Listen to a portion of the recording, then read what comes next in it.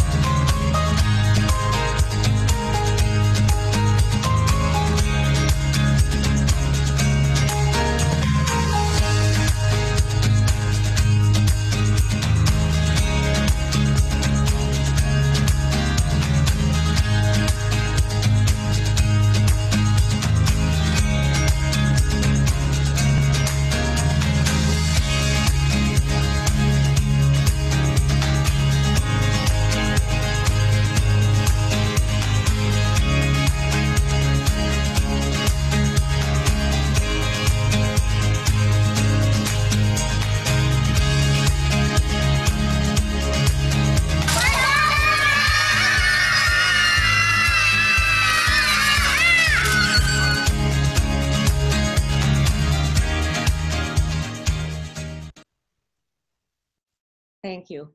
Actually, this video was produced last year, and you may ask, why am I showing you a video which was on last year for the 99 Ritvo's birthday? Very simple, because that's the way we used to be before the COVID-19 hit us.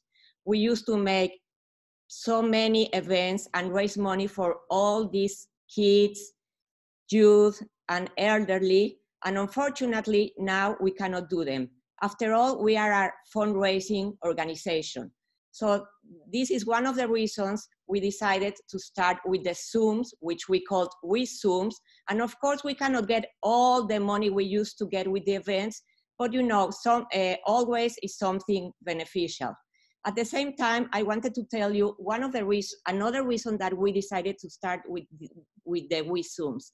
In the Jewish tradition, there's a term that is very important. It's called tikkun olam.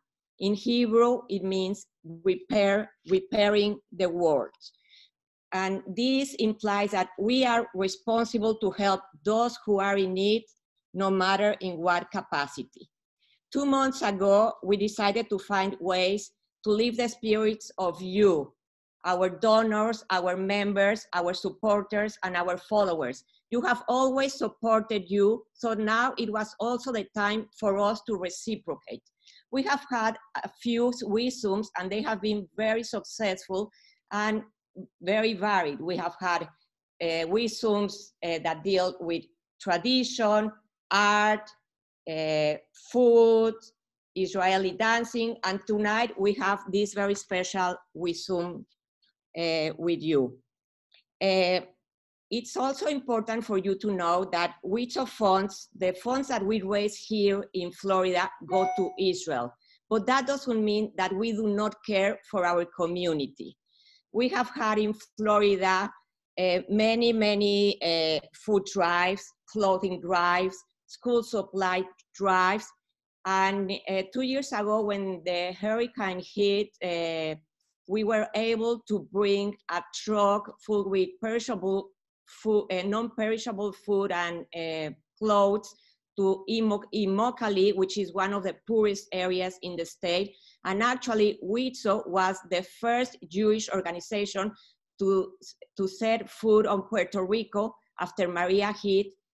3 days after that, we were, actually I was there personally, we were house by house delivering food and water for the needy people. So going back to Israel, I would like to tell you that WITSO has been active all this time. It hasn't been easy, let me tell you. You know, we have had a lot of issues with poverty. We've been delivering food. As you know, domestic violence has risen globally. So the 2 shelters that we had were filled to capacity, and we just opened a 3rd shelter. And we had also 2 hotlines operating 24 hours, 7 days a week, and we had to hire extra staff to deal with the hotlines for women and children who suffer from domestic violence, and also for aggressive men.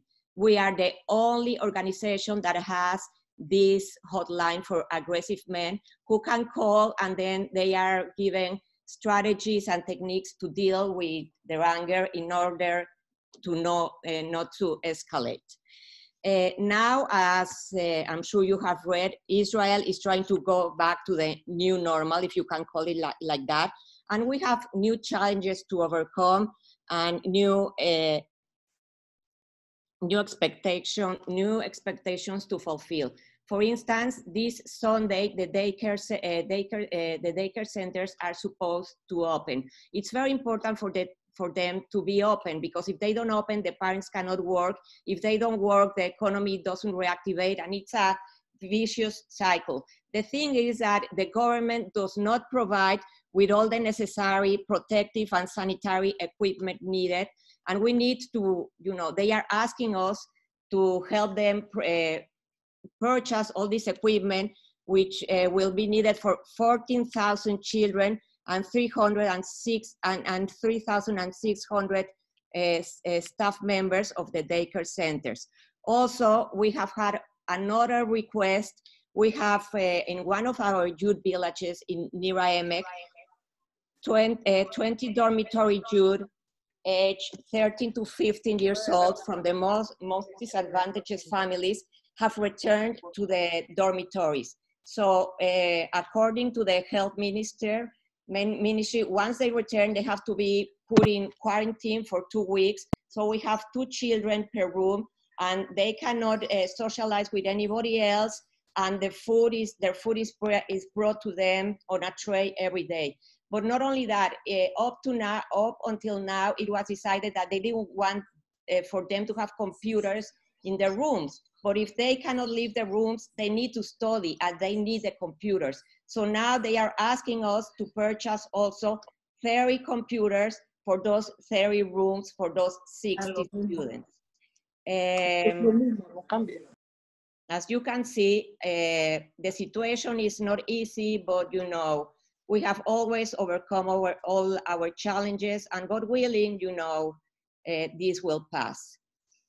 Well, now I would like to introduce you my dear friend, Lily Retelny, who is an amazing psychotherapist with more than 20 years of experience. She's also an avid and rower, a medalist rower, and the daughter of a Holocaust survivor. And I'm really proud for you to meet her. Thank you, Lily. Hi, everyone. Can you see me? Okay, I'm so excited and thrilled to be here sharing with you this very important topic tonight, kindness.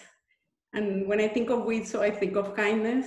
WITSO was founded, as Goldie said, 100 years ago by a group of brave women, kind women. And since then, generations of women worldwide have been continuing to change the lives of so many in such impactful ways through their kindness and dedication. Tonight, we will learn and hear from an expert the importance and impact of kindness. What an important topic now more than ever. I am very fortunate to live in California, close to Stanford and Berkeley. Both institutions have institutes totally dedicated to the studying and training in this very important subject of kindness and compassion. And when I think of kindness, I cannot think of a more outstanding choice for tonight's talk than my dear colleague and friend, Dr. Eva Ritvo. Dr. Ritvo is not only an expert in kindness, in my opinion, she is kindness. I have been fortunate to experience and witness how she touches the lives of so many. And I'm not talking only about her patients in her office. I'm talking about everyone that crosses her path in her projects and in her life. Dr. Ritvo is a psychiatrist with 29 years of experience practicing in Miami Beach. She's the author of the book, Be Kinder, The Transformative Power of Kindness, and the founder of the Be Kinder Global Initiative, a movement that brings more kindness in the world. She's also the co-founder of the Bold Beauty Project, a nonprofit that pairs women with disabilities and award-winning photographers to raise awareness. She's a regular on major media and frequently invited to provide expert commentary on radio and TV, and often a source in journalism. She is a segment host in the PBS series Techversity, and co-author of 2 books, The Bold Beauty Prescription and The Concise Guide to Marriage and Family Therapy. She is the former chair of psychiatry at Mount Sinai and former vice chair of psychiatry and behavioral science at the Miller School of Medicine at the University of Miami. I could go on and on about Dr. Ritvo, but I think it would take me the whole time and the session that we have. So with enthusiasm, I introduce to you Dr. Eva Ritvo. Thank you, Lily. That was a very beautiful introduction. And Goldie, that was a beautiful introduction and the movie. And it's a very big honor for me to be talking to this esteemed group of women. But at the same time, it's very strange because I'm looking at myself. So am I doing something wrong with my screen? I must be. Let me see if I can not look at myself. Okay, much better. So now I see you ladies here, and I see one gentleman. There might be more, but I don't think I see everybody. But we are all in this together, as they say, and it's about 6 weeks that we've been in quarantine, and I've seen sort of the whole gamut of emotions during this. People always ask me, how are your patients doing? And I say that my patients are doing about the same as my friends. There's really no difference. And what I've seen in these last 6 weeks was at the very beginning, there was just tremendous fear and unbelievable focus on this one particular issue. And everybody, was in a collective panic. We all stayed home. And now we're 6 weeks past that. And we might have had some very, very rocky times. We might have had someone sick. Hopefully no one on this call was sick. Some people have lost people. But it seems that the seas are starting to calm a little bit. And I think it's a very important time for us to talk about kindness, because the messaging is going to start to change soon, and people are going to be urging us back out and to come back out of our house. And this is going to create a lot of anxiety. And I think collectively we all have to be our mentally best as we move forward, so that we know how to handle ourselves in these very unusual times that we're in. So Lily mentioned to you this book, and it's called Be Kinder, The Transformative Power of Kindness. And I wrote this book, and Lily contributed and helped all along the way, and Goldie. And it's about kindness because after almost 30 years of practicing, it seems to me that at the end of the day, and right now we sort of feel like we're at the end of the day in a way, it's what we're left with. It's our relationships that make us feel all those wonderful feelings that we feel of happiness, connection, warmth, safety. And so I thought if we could sort of shift our consciousness collectively as a group to think more about kindness, to pay more attention to kindness, not only does it help the person receiving help, but it also helps us. And there's a lot of science to back that up, that people like yourselves in this organization actually live longer by being part of this organization. And if you think about things like I like to through an evolutionary psychology frame, we have to think back to the old days when things were so much harder, and we have to think how people lived. And they really lived very, very interdependent lives. And our young are so dependent. If we don't take good care of our young, they will literally die at any moment. So humans are designed to be in groups. That's why it's really in our name, humankind, mankind, because we can't survive without kindness. And as Goldie was saying in the introduction, when we have a crisis like this, we have to dig a little bit deeper and be kinder. The problem that we're having, and the reason I think it's nice that we're together tonight, is our normal ways of being kind have really been robbed from us. You know, just holding a door open, smiling at somebody. You can't even smile at somebody. They're wearing a mask. You can't say, hello, how's your day? Because they're 6 feet away from you. So this is a time where we want to be kind because people are suffering and they're sick, but our normal ways of being kind simply aren't working. So it's very important that we all get together and think about how we can be kind and how we can use kindness as a way out of this challenging situation we're in. So Goldie gave some specific suggestions of needing donations at this point and where that money will go. If you are financially able to give, that act will help you, because we release certain chemicals in our brain that make us feel good. And we need to do that now because we have so many messages that are making us feel bad. When we listen to the news, we feel anxious, we feel nervous, we can't sleep. So it's so important to try to be mental health experts, all of us now, because each of us is responsible for our own mental health. There's nothing external that we can change, right? That's out of our control, but how we feel is still in our control.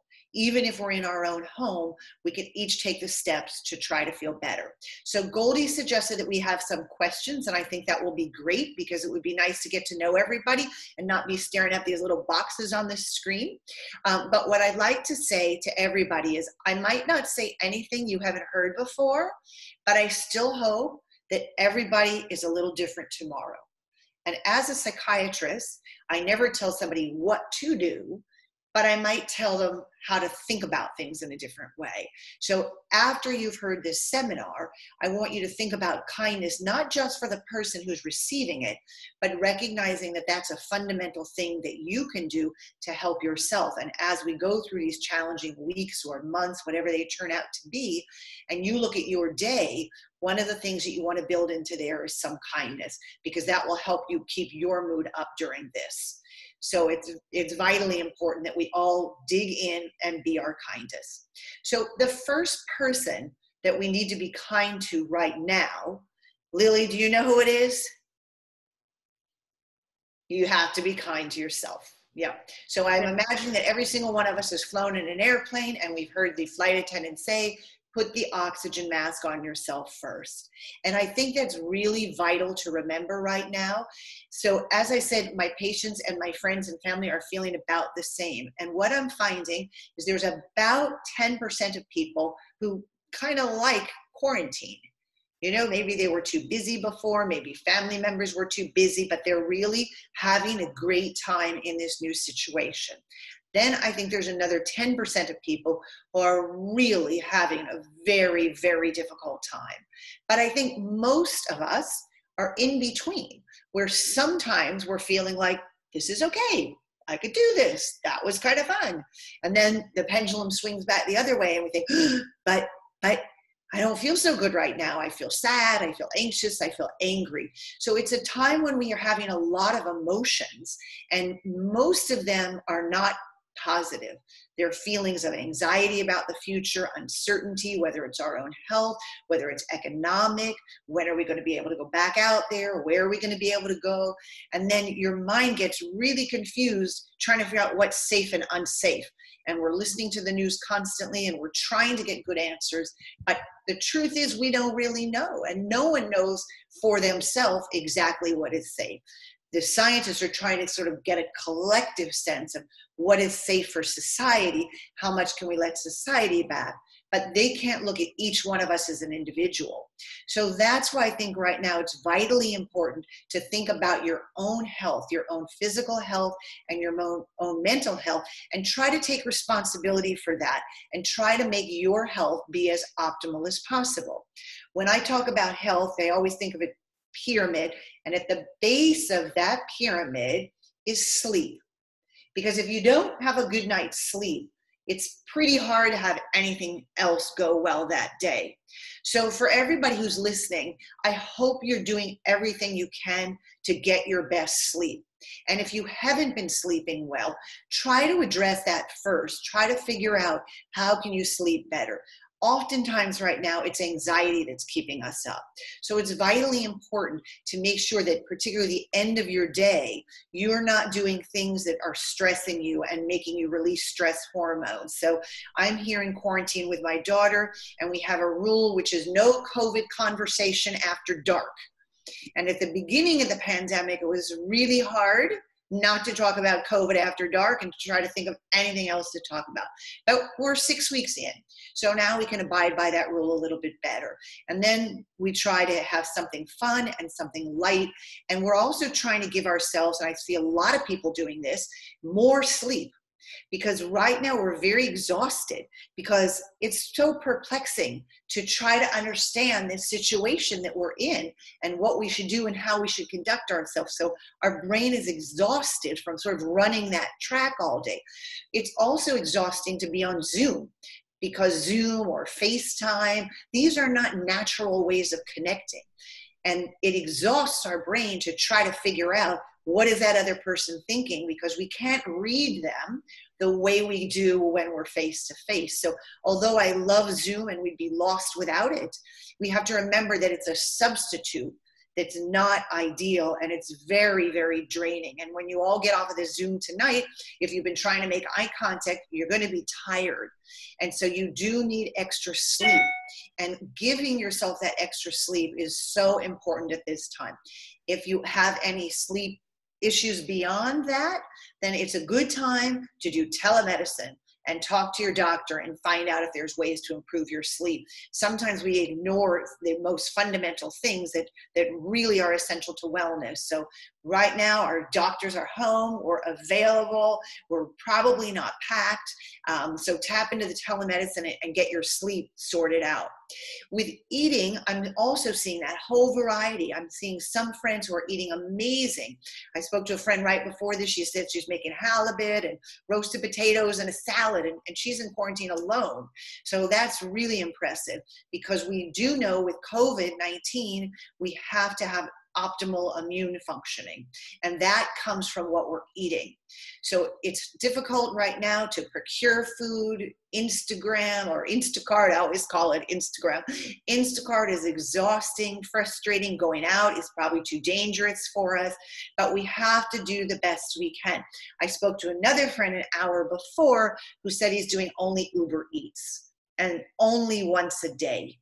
So that would be an example of not very good self-care. And that's from a dear friend and a doctor. So hopefully, again, there's a spectrum of how we're each behaving. But after today's resume, you'll try to commit to taking better care of yourself.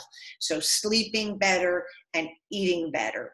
And then this is a very interesting time because each of us has to become an expert at managing our emotions. Many of us are home alone or with just a couple people. And it's very difficult to keep your emotional state in a happy state, particularly if you turn the news on or if you call a friend who has something worrisome. So what we all need to do is really allow ourselves to feel the way we're feeling. We're talking about kindness. Kindness is based on compassion, has to be first to yourself. So acknowledging how you feel, letting yourself feel those feelings. If you're feeling sad, acknowledging that. Don't deny it. Don't minimize it. You can call a friend. You can share that feeling with them. You can let tears out. And then those feelings are more likely to be able to switch into other feelings, which are more pleasant. And some of the more pleasant feelings that people have been feeling are joy about small things. We used to have so many big things in our life with weddings and events and trips and conferences and like those big volunteers. And of course, we're going to have a wonderful mood around that, of course. But right now, we are not fortunate enough to have any of those events. So we have to take responsibility for finding joy in the space that we're in. Another very wise friend said, we have to look to the corners of the room. We can't just look ahead, because if we look ahead, it's very frightening right now. So we have to look in unexpected places, and we have to think of small things that can create joy. One of the most fun things I did is I saw that a friend was turning 90, and she's an acquaintance, not a very good friend. And normally you just write on Facebook, hey, happy birthday. I said, you know what, I'm going to call her. And I called her, and I spent 20 minutes with her, and she was surprised I called. I was surprised I was called, because usually I'm too busy to call. And it was such a joyful conversation. So we have to be creative, and we have to find the small things that will make us feel joyful. I know when we get to discussion, maybe some people can think about what's made them joyful, and they could share that with other people. One of the other highlights is my daughter and her fiance had a 4-year anniversary. So of course we couldn't really do anything. So we sent a text to about 10 people and said, send them an anniversary wish. And then my daughter put them all together, and then we surprised them and sent that off to them. So it's the tiny things right now that are important, and we have to find the joy in them. The other thing is, I'm going to guess that everybody on the screen does not have COVID. And when we start to think about that, we have to feel grateful, because gratefulness and joy, these are emotions that make us feel better. And we want to tap into those emotions. Again, we have to counterbalance the news, which is tapping into our worry, our anxiety, our stress. So trying to create things that you can be grateful for. And it can be grateful for something alone. Like, I hope my friend feels grateful when she eats her delicious dinner. I know I'd be grateful if I had that for dinner. Or it can be grateful for an interaction. If you call a friend, and I know Lily often gives me good advice, and I say, I'm really grateful to have that friendship. Right now, it's hard to get new friends. So we have to really be grateful for the friends that we have and the relationships that we've cultivated. And we have to let them know how grateful we are for that. And we have to reach out to them, because again, we're not designed to be alone, and we're finding ourselves alone so much. So joy, gratitude, love. I've started at the beginning of this with a lot of, negativity and thinking, so if this is it, am I spending my last days properly? And I was with my daughter. And so I said, well, yeah, this is pretty good. I love her. I feel that love. I'm excited to be with her. And if this is it, then I've got some good feelings going right now. Now I feel a little more optimistic. I think we're going to make it out of it. And then you sort of take people for granted again. So you want to switch your emotions. You want to become an expert at managing your emotions and knowing we can't avoid sadness, fear, anger, irritability. They're all part of being human, but we want to try to shift to some of the emotions that are going to feel better for us. And one of the very powerful ways of doing that is to label them, experience them, and then actively try to switch what emotional state you're in. And if you haven't had experience in doing this, it's going to take some practice. But as this pandemic continues and we have more and more time at home, it's a wonderful time to turn to your interior self, check in with what's going on, see if those are emotions you want to stay with. If so, stay. If not, work on letting them go and altering them and switching to some more positive emotions. Another way to help people feel emotionally balanced is something that Lily is one of the world's experts on, and that is exercise. And it's very difficult for many of us because we're in a small space, and so we're not getting in the normal steps that we can get in. And I know for myself, my body feels very tight and tense because of the worry and the anxiety and being in the small space and not being outside. So it's vitally important, because as this goes on longer and longer, we're going to have to work harder to maintain our health. My mother's 90, she's trapped in a room, and that is terrible. There's nowhere to walk. So try the best you can to walk with whatever space you have, and make sure, even if it's something tiny, you're picking up hand weights, you're doing whatever you can. And if your body is feeling very tense, stretching is really important. And right now, there's so many resources online and so many creative ways to exercise. If you're not sure of what they are, you can ask some other people who are tapping into all that. Another friend just told me today that she's got a workout buddy. Every day they check in at 10 and they let each other know what workout they've done. They compare notes and then they pick for the next day, because it's very hard to be motivated to exercise alone. Some people can do it, but a lot of people do better when they have some motivation. So since you ladies are all helpers and gentlemen on the call are all helpers, maybe one of the things you could do is pair up or go into groups and make sure that we're all exercising to the best of our ability as we go forward, so we don't lose the fitness level that we were at before we started this. Does that make sense? And I'd like to urge people to put some questions out here so that we can start talking in a group. So after you've taken care of yourself, after that oxygen mask has dropped down, then the humankind thing to do is to want to care for others. And again, we have to be very creative here, because our old ways of caring are not available to us. So I have an article that I posted that Goldie is going to share with all of you that have some more creative ways to care for one another. But perhaps in our discussion, some of you could share some of the ways that you've been trying to care for one another during this COVID crisis, quarantine crisis, abnormal time in all of our lives. And once we learn how to adapt, we will all feel a lot better. And as we feel better, we'll learn a new normal of how we can stay safe as the restrictions ease up. And they're going to be easing up over the next weeks and over the next months. But we don't want to be so anxious in quarantine that we rush out too quickly. We want to try to find comfort in the space we're in, so that we only have to go out when we know that it's safe to go back out there, and to try to stay in. And as Goldie says, do as many things as we can to help each other, even though our traditional ways of helping have been taken away from us. Goldie, do we have some questions from the audience? Yeah, actually it's a question from me. A question from Goldie. Thank you, yeah. Goldie. And please don't be shy, write your questions. I was writing it, but you know, I'm gonna erase it. Okay, when the restrictions are lifted, how can we avoid being so paranoid?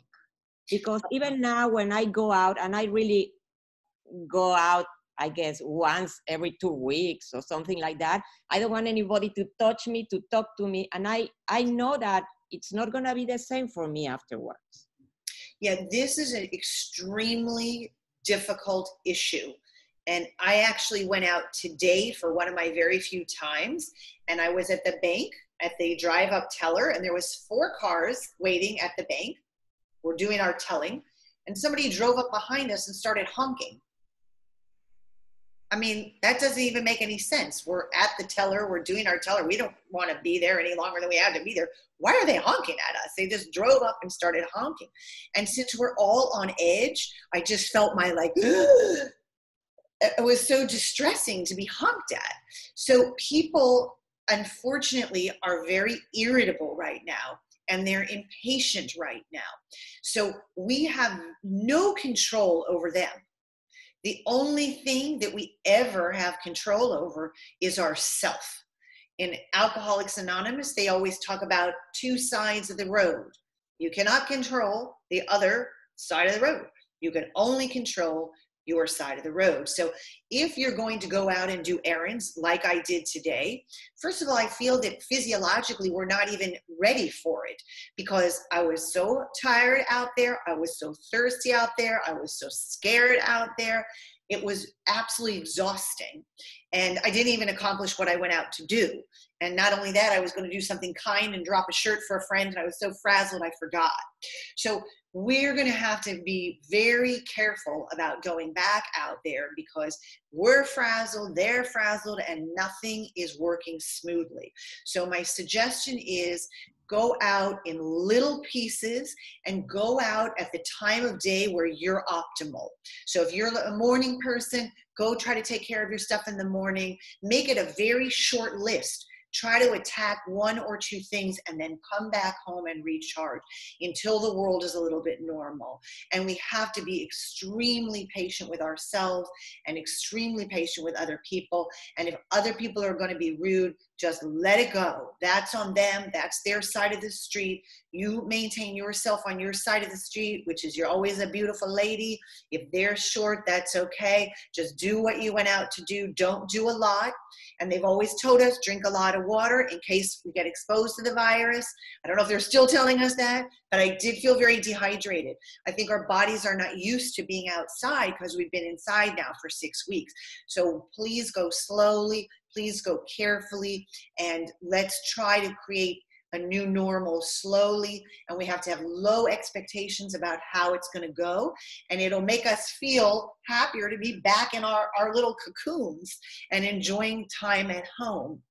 I've also heard that the driving is not good out there. My daughter's been on the highway and said there's a lot of bad driving going on. So if you have to drive, maybe staying on the side streets at the beginning and just being very cautious, because many people haven't been driving in a couple months. And so skills are going to be down. So we have all sorts of things to worry about that we didn't worry about.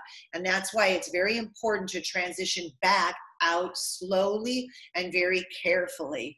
And this inside isn't going to last forever. So try to enjoy it and appreciate being in, and get all your mechanisms for getting stuff done, you know, the Instacart, etc., Amazon, so that you don't have to do too much. The line out in front of Trader Joe's today was extraordinary. It was over a whole block. So I think we, have some bumps ahead of us as we try to emerge from this. A lot of deep breathing while we're at home. It's a really great time to learn meditation. If you haven't learned it already, I've been practicing more over this time frame. There's an app, very easy app that you can enroll on, and it walks you through the steps so simply. One is called Headspace, another is called Calm. I have one more. Simple Habit is a brand, it's a newer app, and it's 5 minutes. It's out of Stanford, and it's very good for people that don't want to stay longer. Simple Habit. Thank you, Lily. On Headspace, the one I'm doing, they give you a choice of time, and it starts with 3 minutes. So you can do 3 minutes, you can do 5 minutes, you can do 10 minutes, you can do 20 minutes. But what I find is if you're trying to relax, if you give yourself a short window with time, you're creating time stress. So it kind of doesn't make sense. So what I've been doing is I've been giving myself the long one that they offer, which is 20 minutes. If I don't feel like staying the whole 20 minutes, I don't stay the whole 20 minutes because I'm cutting myself a lot of slack lately. But there's so many resources. The other thing you can do is you can just go on YouTube, and however many minutes you feel like, 5 minutes, 10 minutes, 20 minutes, an hour, whatever you feel like, Google 10-minute music meditation, 10-minute guided meditation, 20-minute guided meditation, female voice, whatever you want. It's there. And we're so blessed that we are going through this pandemic with technology. Imagine going through this pandemic without technology. That would be like 1918, and the death toll would be massive, and the psychological toll would be huge in some ways, but easier in other ways, because we wouldn't know all this horrible stuff. My mother, who's 90, says this is much harder to go through than World War II, because in World War II, you just got the news once a day. And that was it. You were upset once a day, and then you stayed home and, you know, you're kind of okay. But now 24/7 with the news. So we have to make sure technology is our friend, and we have to use it to meditate. We have to use it. I put the music on to try to go to sleep. It's got to be our friend, but we don't want to have it be our enemy with coming in and bringing us bad news all the time. So meditation is really great. And then once you get a little good at that, Goldie, you can do some deep breathing. And then when you know you're going out to run an errand and you know you're going to feel impatient and people are going to be impatient, maybe you do a few minutes before you get in your car. Maybe you do a few minutes before, you know, you get out. But do be careful going back out there, and do pace yourself. And you can take deep breaths right at the moment. That's what we did when the guy was honking. We're like, there's nothing we can do. Let's just sit here and take a deep breath. And the car actually ended up leaving, which also didn't make any sense. So people are just, you know, not in their best space. We're not necessarily in our best space. They're not in their best space. So we just sort of have to get through this. One of the nice things, though, is that we can have lower expectations right now, right? We don't have to go to the hair salon. We don't even have to get out of pajamas. We don't have to call people if we're in a bad mood. We don't have to finish work products because we're in a pandemic. So right now we have to survive. And that's taking much more energy than you would think, because it's hard to get food, it's hard to do all the cooking, etc. So it's really good to lower expectations around other things and sort of forgive yourself. I had somebody sent me flowers in the pandemic, which was beautiful, but I didn't know how to get a thank you card. So I just took an old thank you card and photographed it, wrote a note on paper, and I said, I hope this suffices for a thank you card. We're in a pandemic. So they said it was fine. So you just have to be, you know, realistic that this is not a good situation. Even though some people may feel okay, we collectively are in a very, very bad situation. So we just gotta, you know, deep breathe, stay smart, and hope our scientists can figure out how to make this very bad situation better very, very quickly. Thank you. I have another question, but it's on my phone. It says, I'm not claustrophobic, but the mask makes me feel anxiety and panic. How do you deal with that? Do others feel that? Sure. And also, you know, here, I don't know if everybody is in South Florida, but today my car said 91. And I had the gloves on and the mask on, and it was so hot. So we have a problem with the heat here. We have to be very careful. The problem with the mask is it's exactly the opposite of what I just told you, which is I said, please try to do deep breathing, because that makes your body calm. And what happens in a mask is you're taking these shallow little breaths because you're so conscious of what you're doing. You're breathing your own air right back in. So it's very suboptimal. So I think with the heat and the claustrophobia, probably the best thing to do would be to get maybe like a larger mask that can cover, but perhaps like looser, so you don't feel squished in. And maybe that way you would at least feel like a little bit of airflow there. And then also don't go out for long times. If you're feeling uncomfortable and you're not breathing right, then again, try to make short trips. And that person with that anxiety who asked that question, maybe before you go out, making sure you sit calmly, take a bunch of deep breaths. And then, you know, if you're in your car and you're safe, take the mask off, take the gloves off, or again, run your errands when it's morning or when it's the evening, because the heat definitely makes that situation worse. Thank you. Lily? I have a question from someone in the panel, and you've covered some of it, so maybe more specific. For that 15% of us who are very comfortable being home in quarantine, how do you deal with the stress of having to integrate back into society and the stress of having to attend social functionings again? You know what I think about that? I think that life is short. And if you have found your comfort in a different space, I think you should honor that going forward. And I don't know if I'm talking to you or whoever asked that question, but I think that there is a huge opportunity here. You know, people call this the great pause or a reset button. But I think we all of us were sort of careening out of control and destroying our planet and overusing and overrunning and going way too fast. So I think that many people, and maybe even everyone on some level, has said, oh, wow, I learned something here. I learned that I don't need to be at all these events. I don't need to talk to all these people. I don't need to be on airplanes. I don't need to be shopping all the time. And I feel as happy as I felt before, or happier. So that's a great opportunity to become more self-aware. And then as we go forward, must honor that, because it's each of our responsibilities to create the optimal life for each of us. And if your truth is, wait a minute, I love being home, then you should stay home a lot more.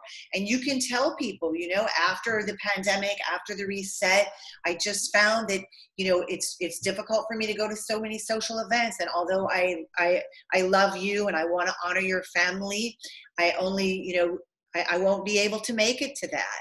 And I think we all collectively have to feel comfortable with what we've learned from this and move forward. I think that there's many gifts that have come out of this. Certainly we all know our planet is thriving right now, and so happy that we've stopped all our activity. But also many of us, like you said, are feeling very happy this way. And so it's a wonderful opportunity to not go back, not do all those things. I'd like to just say I had my lowest credit card bill in about probably 20 or 30 years. That felt really good. So we have to figure out what parts of this we like and which we want to keep. And I think the good thing is we're going to only come out of this gradually. So I think the universe in its infinite wisdom is giving you an opportunity to step out for the things that are vitally important to you. To me, it's important to connect and to speak and to teach. And so Goldie and Lily, I feel so happy tonight, and thank you for allowing me to do this. So this is something I would be willing to do. But maybe, as you say, maybe too many things we were doing, and we want to cut back on those things. So everybody, before the pause button gets removed, ask yourself, what did I like about quarantine? Write it down. Right? Because people are going to be trying to get you back out there. Businesses, they're not telling Lily to stay home unless they're selling pajamas, but more businesses are telling Lily, get out there, plan a wedding, plan a party, go here, go there. And you don't want to be victimized by that if you're truly happier at home. So I think we have a great opportunity here to get to know ourselves much better, to learn to manage our emotions much better, to be content with less, and to only go back out, as Goldie says, because it's stressful, for the things that are really a priority. And what I'm seeing already, I think is very sweet, which is people are getting together in very tiny groups and staying 6 feet apart, but they love one another and they want to be together and they won't give that up for anything. And you see people outside of nursing homes waving and outside of the hospital. So that human connection is vital. But maybe we've really overdone it, and maybe we're going to have a big lesson here. There's a beautiful video, and I can send it to you, Goldie. You can send it to everyone if you haven't seen it already, but it's about this big realization, and it talks about how in 2020, right, we all learned to see things so much more clearly, and that when we get out of this, it's going to be like, yeah, it's obvious in hindsight. But when you're in it, it can be very difficult. But you mentioned being happier in quarantine. The other pattern that I've seen everywhere is families are coming back together. You know, we've been in this individualistic society and everybody's living all over the country, all over the world. But those families are now back together on Zoom. And so every Sunday, my family, we're doing game night at 8 o'clock on Sunday. And somebody told me yesterday they do noon every day Sunday. So we're creating new habits of connecting with our core people. We're figuring out who really means the most to me. How do I stay connected to them? And since we're in this longer than 30 days, those new habits will stick. And then as Goldie pointed out, it's hard to go back out. And Lily, you're saying the same. It's hard to go back out because now we're used to being in. So we have to be super wise around what should we keep doing and what are the great things that we've incorporated, and what are the things that we're willing to take a risk to go back out and do. And there's an opportunity here for every single one of us to say that my life post-pandemic is better than it was pre-pandemic, because I took a pause, I took a break, I learned about myself, I learned who I cared about, I incorporated new habits, I learned to cook, whatever it is, and we want to go forward and make this a growth opportunity, because we all know that when there is pain, two things can happen. You get stuck in it, and you get trauma and post-traumatic stress disorder, and you just keep reliving that cycle, or you experience it and then you heal. And when we heal, like they say with a bone, where you break your bone, heals stronger than it was before. And that's the opportunity here as a society, as an individual, for us to come out of this stronger. And Goldie, your passion to continue helping during this is so admirable, and the creativity to find new ways to do it. These are opportunities for your brain to change and to be a better human when we emerge from this pandemic. Eva, I just want to ask you, Margot, one more question that was sent to me actually in Spanish. I'll translate it, and then we'll wrap up. This person, she's a grandmother, and you know, she hasn't been able to see her grandkids, her kids. So she's asking me, how can we make a transition between our families that have been also, locked down, and we know they are healthy, but do you think we will be able to see each other again, to hug each other again, to kiss each other? I feel so much uncertainty. I'm going to cry just hearing that question, because I have two parents that are 90, and you wonder, when will we get to that space? And I think we all want to get there. I was interviewing a woman yesterday, and she said that she can't see her grandson and it's killing her. And just hearing her say that reminds you of how important our connections are. They literally keep us alive. When you touch somebody, you release a chemical called oxytocin. And oxytocin helps with wound healing. It lowers blood pressure, makes you feel bonded, safe, and connected. So we literally are killing ourselves by staying away from each other. We have to touch, we have to connect. But for each person, they're going to have to balance that risk. And it's very difficult to know where to set that line. But as soon as it's medically safe, we have to touch the people we love. We have to kiss them. We have to be back together, because this is a very unnatural way that we're trying to live right now. We've elected to do it because the enemy is out there and is so great, but it's not sustainable. And so for each of us, we have to ask ourselves, where do I draw that line? I have one aunt who's 94 who's been seeing her sons throughout this, because she said, I'm 94. What am I doing? I'm going to wait to see my kids. So she's willing to take that risk. My daughter has a disability. We haven't really seen each other through this because we're not willing to take that risk. We want to wait. So it's a very personal thing. It's very difficult, and just hold on tight. And you can hold yourself. If you don't have somebody to hold, you can wrap yourself in a tight blanket. You can take a warm shower. You can take a warm bath. But it's very difficult for humans not to touch and not to be connected. So I hope that you can see your family really soon. I hope I can see my family, and I hope everybody on here can see their family that they're not with really, really soon. But safety first.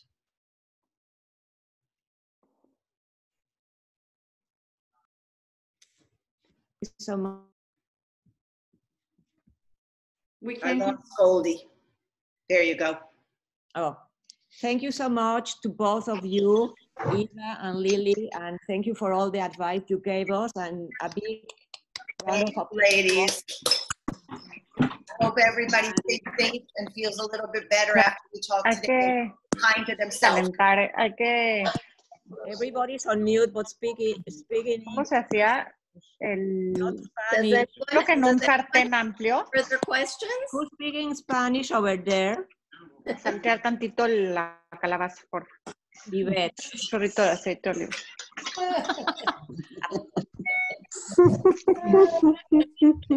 Hey guys. Does anyone else have any other questions out there? No? No questions? Thank you very much for joining us tonight, and please be kind to yourself, be kind to others, and among others, always remember Ritvo, because our children and women in Israel need us. So never forget about them. Thank you so much, everyone. Good night. Keep safe and see you soon. Bye-bye. Bye. Bye, night. Thank you, ladies. Thank you. Stay well. Thank you, Eva. Thank you so Be much. well. Thank you. Thank you.